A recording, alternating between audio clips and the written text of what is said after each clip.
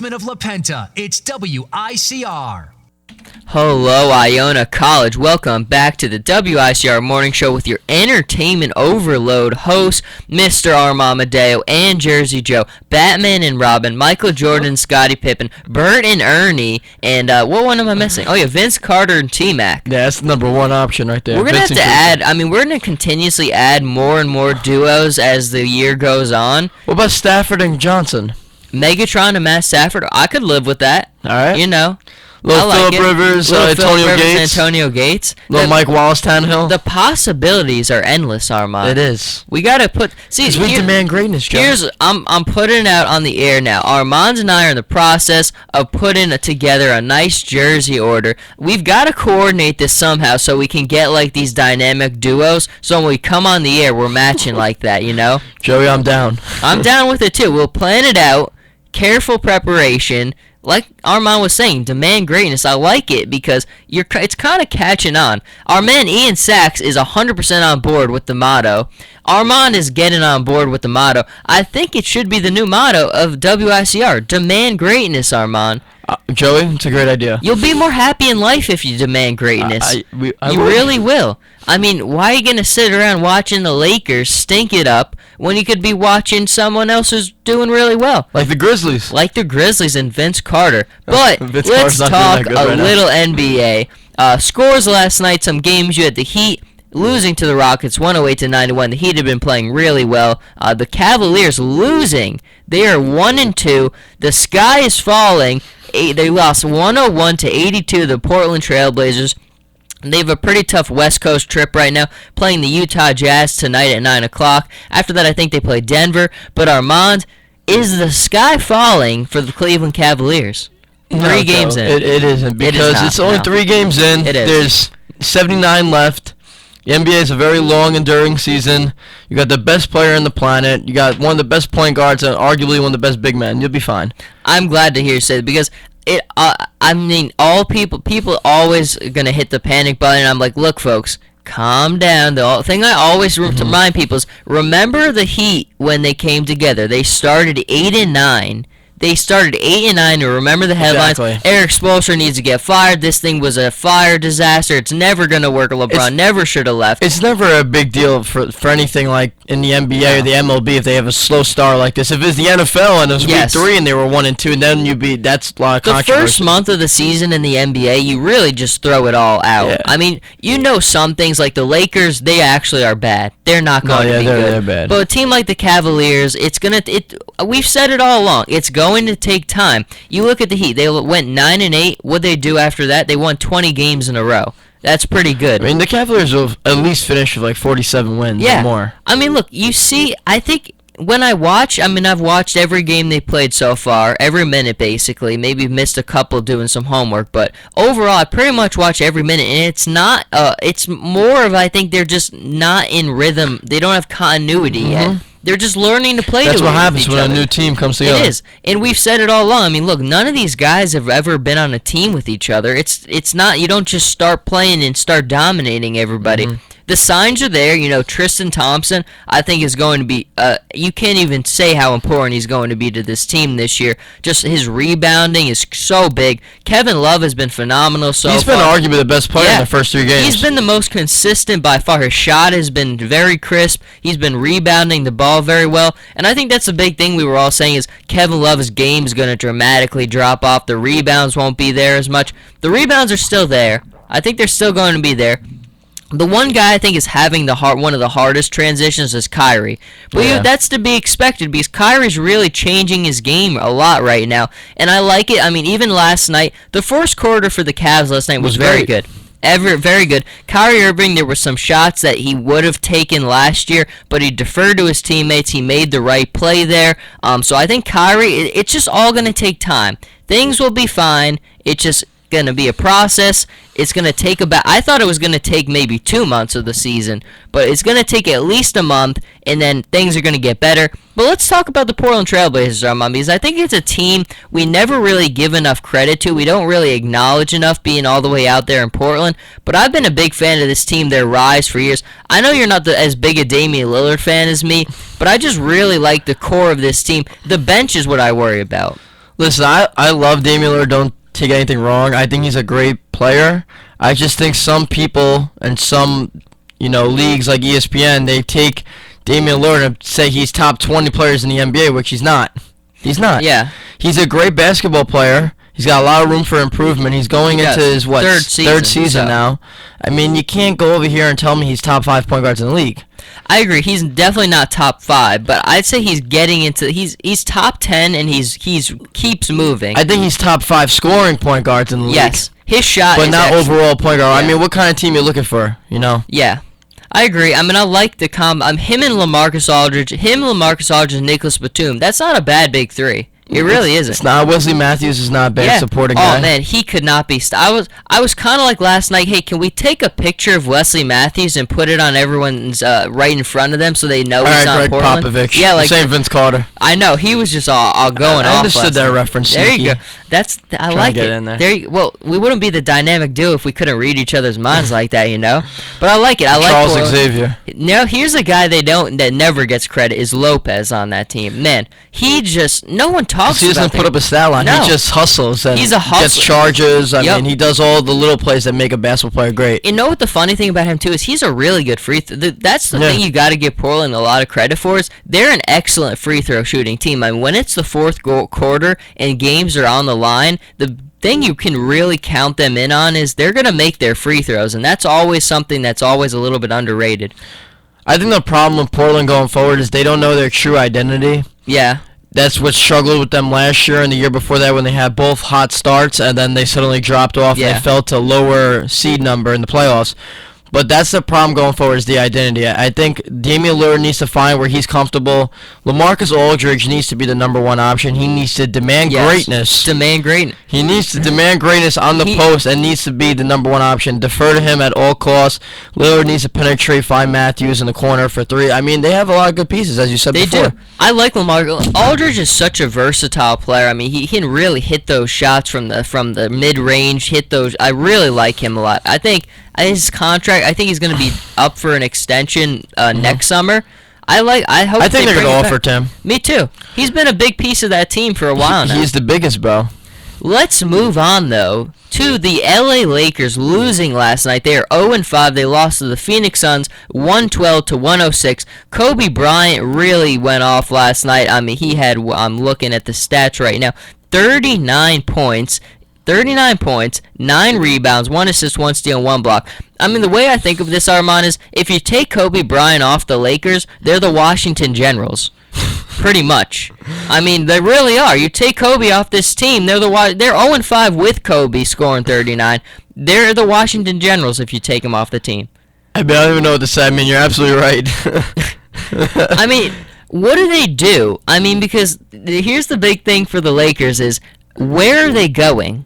They're stuck in kind of just that going nowhere, mediocre right now. If I'm the Lakers, I trade Kobe, but I know they never will because he's a Laker through and through. But at the end of the day, if I could trade a pick for him, because we know that their pick coming up is protected, it's going to the Phoenix Suns. I don't know. I would trade him, to be honest. You're not going anywhere with him. You're going to let him just waste around on this horrible team. Let him go somewhere where we can at least have a chance to win before it's all done. I think you're right. I mean, I don't see the Lakers doing that. Doesn't he have a no trade clause anyway? I think he does. I think he's one of the only players. I think him and like 2 other guys have that clause in their contract or something. Yeah, I mean, and then it's all a matter of respect. I mean, the guy is arguably one of the greatest players in the history of the Laker organization. He is. They wouldn't dump him off like that. I don't think they would do it unless he demanded it. Mm-hmm. I think the only way that they would ever do it is if Kobe was not happy. And look, if things keep going the way they are, Kobe's not going to be happy dropping 39 points and you lose this game like that. I mean, it's Kobe's a winner. He calls out his teammates when he's not happy. What teammates now? I mean, Jeremy Lin, come on. Boozer's played horrible. Armand, is Swaggy P going to fix it all when he comes back? No. Swaggy P is not going to fix it all? But only his name, Swaggy P, won't fix anything. That's about it. But his talent ain't gonna fix nothing. The thing I love though is I just love watching him play on the court. just because the guy thinks that he's God. I mean, he really, like, you watch his confidence on the court. I don't think he thinks he's ever missed a shot. I mean, I love it. I just love watching Swaggy P play. I don't know why you're such a big Nick Young fan.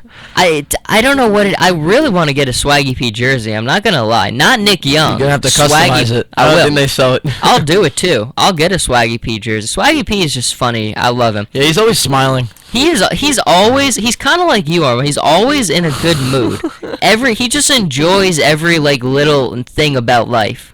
You gotta respect that about him. It's true. You gotta respect that. I just hope I can get Iggy like he did, but no. You know, there was actually talk this morning that they might be talking about getting married. All right. Nick Young. Good so for him. I don't know. Maybe that'll help him with the Lakers even more there. So I don't know. Nick Young, Swaggy P, you get the entertainment overload salute. I do think though. I mean, Nick Young is a good scorer. He is. Yeah, he is a good He's scorer. a good shooter. I mean, he would be a guy to help Kobe, but I don't know if Kobe wants it. I think Kobe needs a big man to work with. Nick Young is kind of like, he's not efficient, you know. He's kind of like, he wants the Very ball, give him inconsistent. the ball, and he'll shoot the ball 20 times, and he'll make like 7, 8 of those shots. So Yeah. not a very good like shooter. I mean, not shot selection wise, it's not great. But what about the Phoenix Suns? It's Overrated. a team.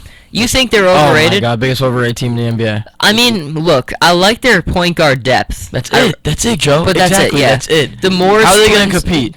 You can't. I mean, Isaiah Thomas, Eric Bledsoe, and Goran Dragic are all very good point guards. But I agree with you. Aside from that, I'm not in love with a lot of the personnel. No, I think they're very well coached. I think Jeff Hornacek is an excellent coach. He really He do. is a good coach. Respect. And you got 3 good point guards who you can really do a lot of things. I don't with. see them cracking 40 wins though. I don't. You don't think? I don't know. No. I think they're finishing like the 10th or 11th seed. Here's the thing they have going for them. I agree with you. I don't think they have the talent to compete with a lot of those other teams, the top feeders in the West, but they're a very smart basketball team, and that'll win you a lot of games because they're not going to turn the ball over. They're not going to make a lot of mistakes. They're not going to take a lot of bad shots. And I think when you're a smart basketball team like they are, that really covers up a lot of the holes they have. I think the roster that they have would fit very well in the Eastern Conference. Oh, Just yeah. their style of play. They're small in size like the Eastern Conference teams. I think in the West it's not going to work. No. I think if they were in the East, they would probably be a 4th or a 5th seed right now. Exactly. I mean, so let's go on though to another team in the West. Big Shot Rob's New Orleans Pelicans winning last night 100-91. Now, Anthony Davis, I mean, he's the man. 24 points, 13 rebounds, 2 assists, 1 steal, 3 blocks. I mean, you just look, he's just the ultimate stat machine. He's the stat stuffer, Anthony Davis. He's got the rebounds, he's got the points, he's got all these blocks. I can't get enough of watching Anthony Davis play, but the Hornets have kind of been a disappointment for me. You were saying that as well, Armand. Hornets are the biggest disappointment right now. What's been the biggest part you've seen that you've been disappointed in? Lance Stevenson. Me too. I thought that was a game changer so far. Bro, there was a situation where Steve Clifford's, when they played the Knicks and they lost to the Knicks the night before, I don't know who the Hornets played, but he said, why didn't Lance Stevenson come on the court in the fourth quarter? Is because he's like, we have better players who are playing better than him right now. But see, that's what I like because he's holding him accountable. Like you saw last year with Vogel, when they were in that just horrendous mess, just playing awful. Never put any blame on Lance. It never took him out. Let him play. And I think that's why Clifford is the perfect guy for him because he's holding him accountable. You stink right now. I'm letting you know you stink. I mean, you have guys who could play better than him. I mean, you have Kid Gilchrist is a small forward, but He's shooting been guards playing that well. could come in, or Yeah. Gary Neal is a great shooter. I mean, you have guys who could easily take his spot and take his minutes. I was talking to somebody about this the other day. Who's the best center in the NBA to you right now? For me, it's either Al Jefferson or DeMarcus Cousins. I like both those guys a lot. Would you agree? I mean, are those the two I'm best? happy you didn't say Dwight Howard. I'm very happy. I can't stand Dwight. I think he's one of the most the guy just I can't watch him play. It makes me angry. I would say Al Jefferson only because Al Jefferson's a very matured basketball player. And that's the thing on DeMarcus Cousins.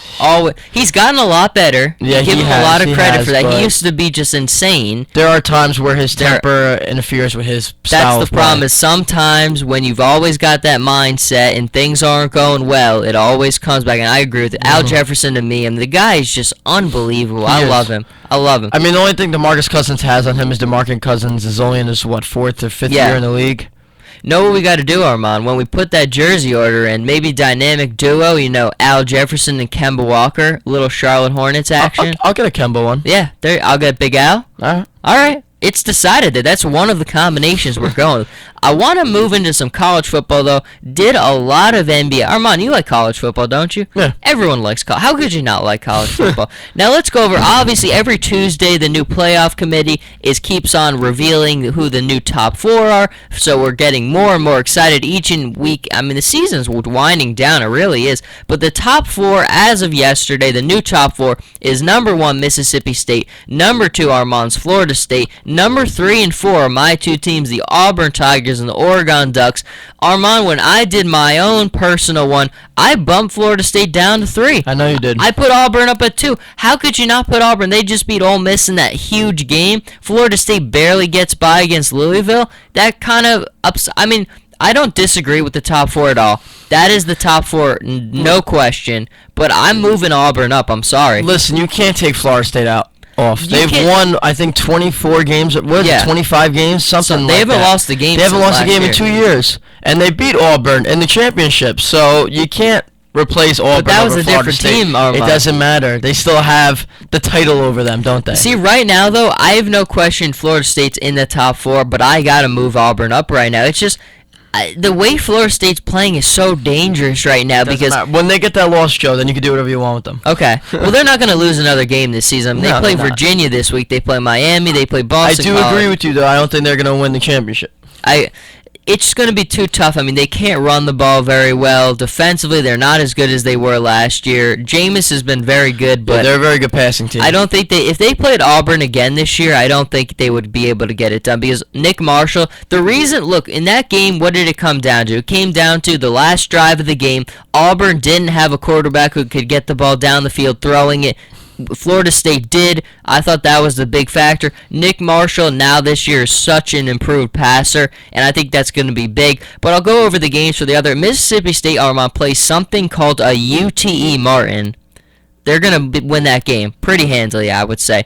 Florida State, we said they play Virginia. Auburn playing Texas A&M. Texas A&M is just a wildfire right now. Yeah. Kenny Hill suspended. They'll win that game. They play Georgia after that. Georgia I think we were all on the Georgia bandwagon, and then they go and they lose to Florida at home. Just unheard of. I love the Georgia running back. Todd Gurley? Yeah, he's really good. 3 games now. Yeah. So, I don't know. Too bad for Georgia. Then you have the Oregon Ducks. I love it. Playing the Utah. Utah's a very good team. Mm-hmm. Oregon is 8-1. They'll play them. After that, they play Colorado. They still play Oregon State. So I think there's a couple. They have some weird teams they play there, though. They do. You gotta watch out for them. They do. I love Pac-12. Utah. We were talking. I mean, SEC and Pac-12 are my favorite too. But you're right. I mean, the SEC is much more physical. Mm-hmm. If you like just flashy, speedy, just Pac-12. Interesting, you watch the Pac-12. You really do. Now let's go to 5. At the outside looking in, you have Alabama, 7-1. They play LSU this week, an excellent game. After that, they play Mississippi State, and they play Auburn rivalry week. Alabama's got a tough stretch coming up. I think Bama's going to beat Mississippi State. I think they're going to win one of these games. I think they either beat LSU or they beat Mississippi State. I think they're going to win both of them, and they're going to lose to Auburn. That's what I think. Me too. I mean, these are all going to be tough games, but coming off their bye, I like them against LSU. I picked them. Then I don't know yet about Mississippi State. UT Martin is a good way to kind of get back on track. Who's their remaining schedule? Mississippi State. Mississippi State. They play UT Martin. They play Alabama after that. They're someone in between those two also, but then they're finally rivalry. Do you know if it's a good team? It's not a good team. No, it's a team. So they have no way of dropping out, most likely. If they lose to Alabama. Unless they lose to Alabama or Ole Miss rivalry week. But then don't forget the SEC championship game. But let's be honest, the SEC West is superior to the East in every single way. I mean, Georgia, we thought was the best team in the East. Mm-hmm. They lose to Florida. It's not Missouri. Missouri's not a good team. It's pretty clear that it's going to be it's either going to be Auburn or Mississippi State. Get in an ESPN update up there. Something big, Armand? Let's break it on the show. I like it. But I'll keep going, though.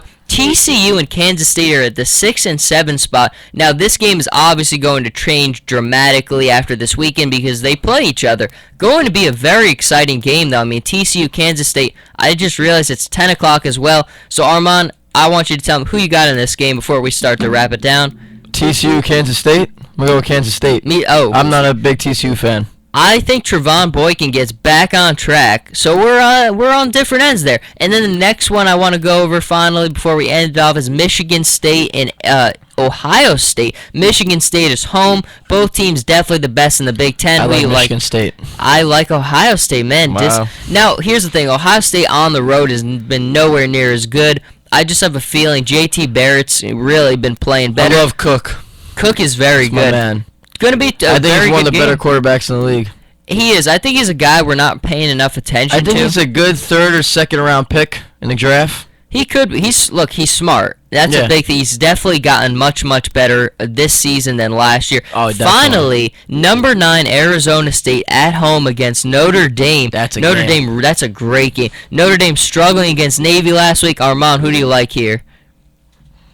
I like Arizona State. We're agreed. We are Arizona State. Arizona State's one of my favorite teams. Doesn't get enough attention. They're a very tough team to beat at home. They really are. They just really tough Pac-12 team. I like Arizona State a lot in this one. It's going to be a good. These are phenomenal slated games. Arizona State, Notre Dame, Michigan State, Ohio State, TCU against Kansas State.